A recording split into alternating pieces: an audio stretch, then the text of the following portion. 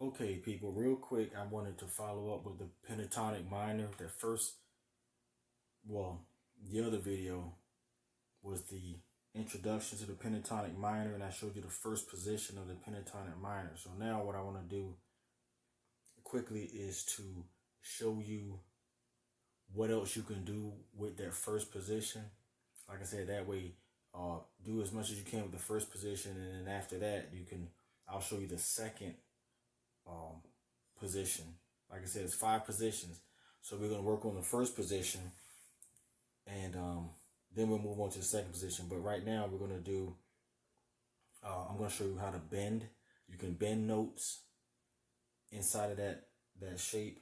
And whatever you do with this shape, you can do in all the other shapes. I just want to make sure that you know some different things you can do within the shapes to add to your technique, or your when you want to improvise, and that's going to help you play. And I'm also going to show you how to hammer.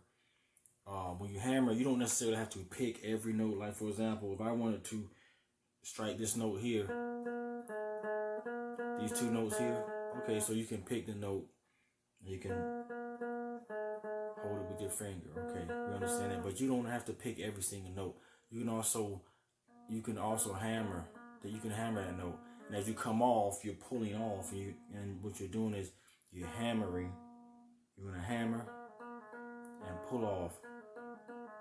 As you lift it off, you're pulling off. You see that? So it's index finger, ring finger. You leave a space in between. Remember, as a review, just go over the first position I showed you. We're using 4 frets. Index finger, pinky. 4 frets, then it's 3 frets. Index and ring finger. Index, ring finger. With the fret, with the space in between. Index, ring finger. Then it's index, pinky, index, pinky. Remember?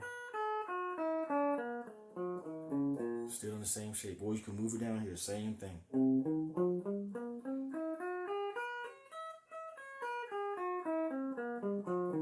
Pentatonic minor, first position. Okay, so within the box, now you can also bend. You can bend strings. You go to the bottom string, you can bend that. You can bend that because the next note in the scale is going to be 2 frets down. It's going to be actually right here. But you can keep your finger where it is and bend this note so that it becomes that note. So that the next note is that, but we can see we bent that, and it becomes the next note. So there are three notes that you can bend in this first position. Some people can probably bend more than 3. I just use 3 because I'm not that great at this thing. But what we do is, so the first one, you can bend this, the next one from the bottom, remember, index and pinky, and the one above it, index and ring finger, you can bend that as well. And bending gives you a different sound. And in fact, as you practice this technique, you're going to notice that on the second from the bottom string, this note, when you bend it, it should become a note under it as well. So you can, this is the note I'm talking about. Now, if I were to bend this, I want this note that it becomes, I want it to become this note here. So you hear this? Watch this. You hear that? You have to get it just right, and it becomes that note. So,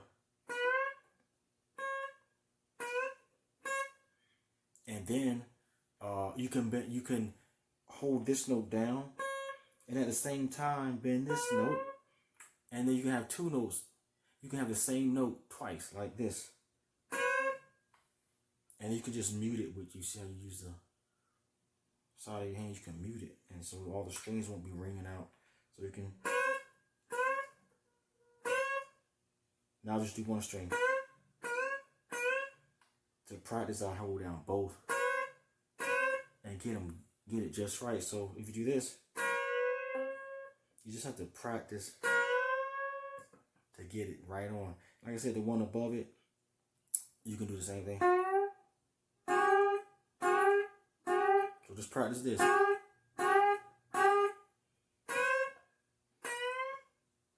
That's what I wanted to show you. Bends.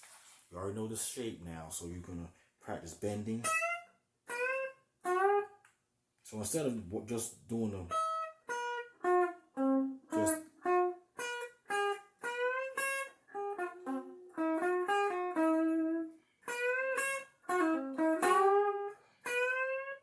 that's just using the 3 bends I just showed you. Stay within the box. Do what you can in the box. Those are the bends. Next thing I wanted to show you really quick. I'm going to give you a quick backing track. I'm going to give you a chord progression that you can play over, and that way you get practice as far as you can hear how your scale is sounding over a chord progression. So we're going to go just a basic 1, 4, 5 progression. Here we go.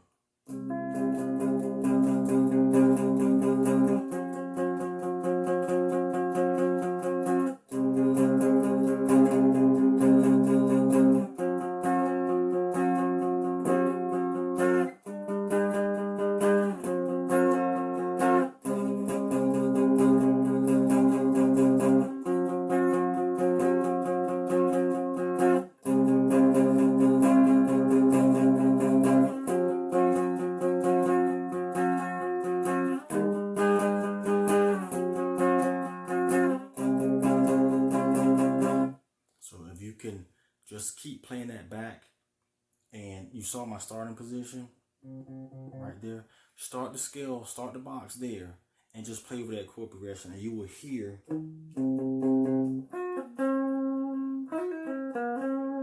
anything you play in that box over that scale, over that chord progression will match, and it should sound good. But this is going to give you practice so that you can believe in this scale and understand that whatever you play is going to fit. So just keep playing that back. So that's what I wanted to just give you, a backing track. I wanted to show you how to bend, and I wanted you to practice your hammers.